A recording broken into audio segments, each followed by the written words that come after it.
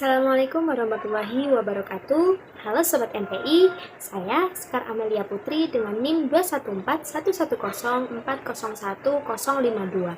Di sini saya akan menjawab beberapa pertanyaan tentang pengembangan kurikulum guna memenuhi tugas UTS pengembangan kurikulum.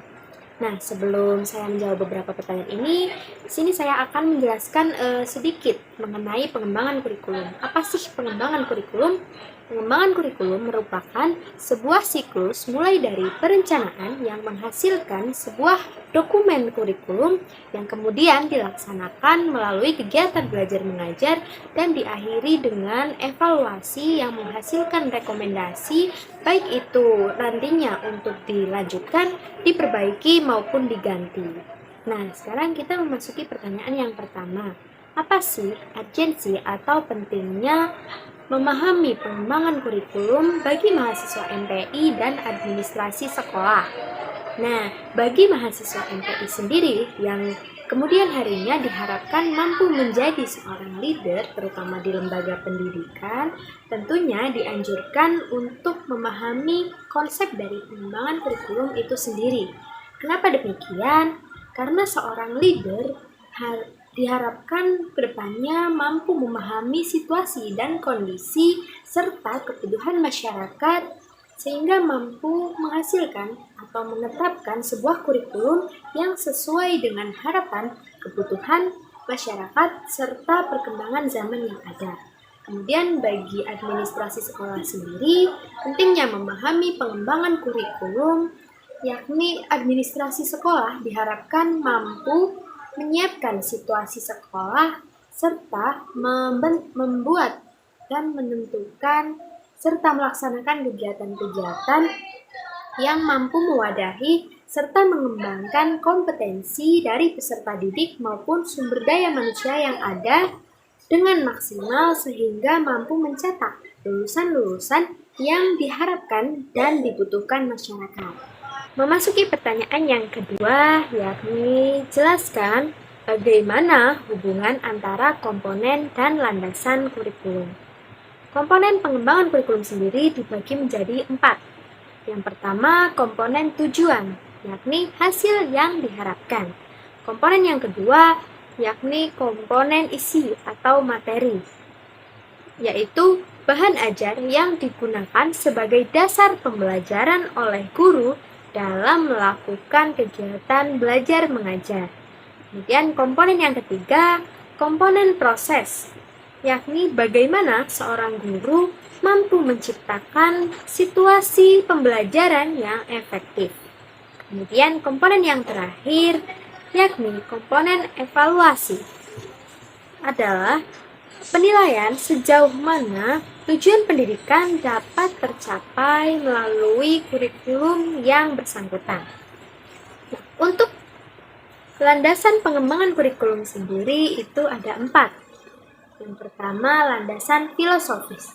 Landasan filosofis maksudnya pendidikan harus mampu mencetak lulusan yang sesuai dengan pandangan hidup masyarakat, harapan serta kebutuhan masyarakat. Kemudian landasan yang kedua, landasan psikologis. Landasan psikologis ini dibagi menjadi 2, yakni landasan psikologis perkembangan dan landasan psikologis belajar. Landasan psikologis perkembangan maksudnya adalah rencana pembelajaran harus disesuaikan dengan perkembangan dan cara berpikir anak. Kemudian landasan psikologis belajar maksudnya adalah kurikulum harus mampu mencetak atau menghasilkan metode belajar yang sesuai dengan taraf belajar anak. Kemudian landasan yang ketiga ada landasan sosial budaya. Maksudnya adalah kurikulum sebagai rencana pembelajaran harus disesuaikan dengan sosial budaya masyarakat. Kemudian landasan yang terakhir ada landasan ipteks.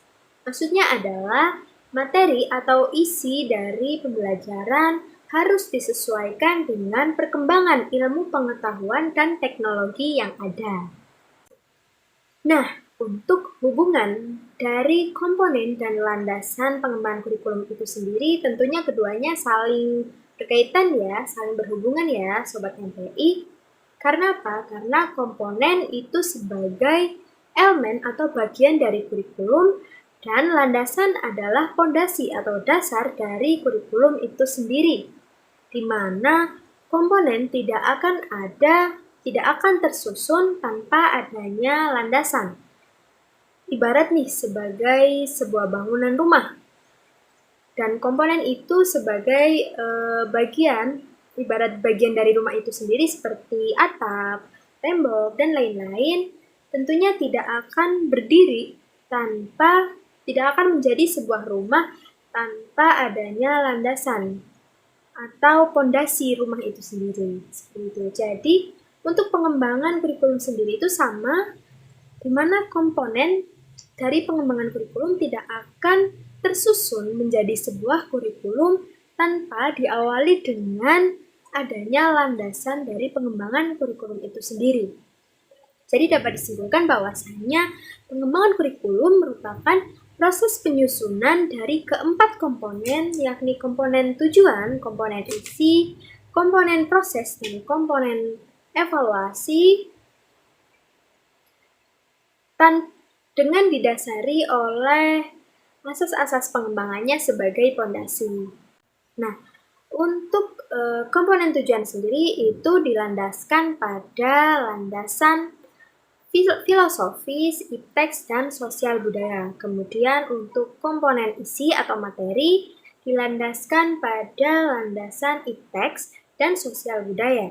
Kemudian untuk komponen proses itu dilandaskan pada landasan ipteks dan sosial budaya dan psikologis. Kemudian untuk komponen evaluasi dilandaskan pada landasan psikologis dan ipteks. Lanjut pertanyaan yang ketiga. Model evaluasi kurikulum mana yang paling cocok diterapkan di Indonesia? Menurut saya, model evaluasi kurikulum yang paling cocok diterapkan atau paling cocok digunakan itu adalah model evaluasi kurikulum yang sesuai dengan tujuan dari evaluasi kurikulum itu sendiri. Misal nih, jika tujuan dari evaluasi kurikulum adalah untuk memperoleh gambaran yang menyeluruh tentang kurikulum yang dikembangkan, maka model evaluasi kurikulum yang paling cocok diterapkan adalah model evaluasi educational system. Sedangkan jika tujuan dari evaluasi kurikulum adalah untuk menyeleksi atau mengklasifikasikan siswa, maka model evaluasi yang paling cocok adalah model evaluasi measurement. Kemudian jika tujuan dari evaluasi kurikulum itu sendiri adalah untuk memperoleh gambaran yang lebih mendalam tentang proses pelaksanaan sistem kurikulum, maka model evaluasi yang paling cocok untuk diterapkan adalah model evaluasi iluminatif.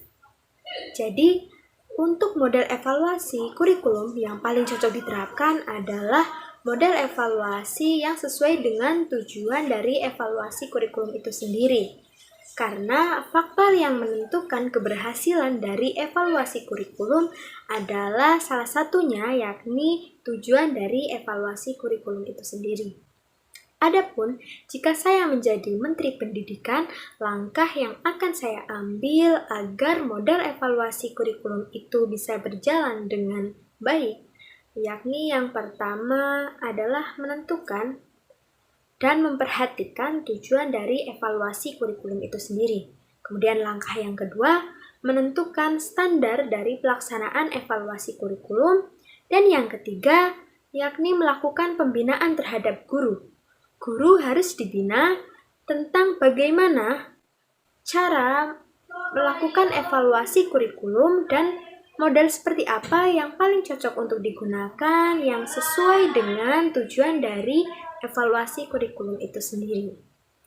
Mungkin itu yang dapat saya sampaikan. Kurang lebihnya mohon maaf. Semoga bermanfaat. Wabillahi taufiq wal hidayah. Wassalamualaikum warahmatullahi wabarakatuh.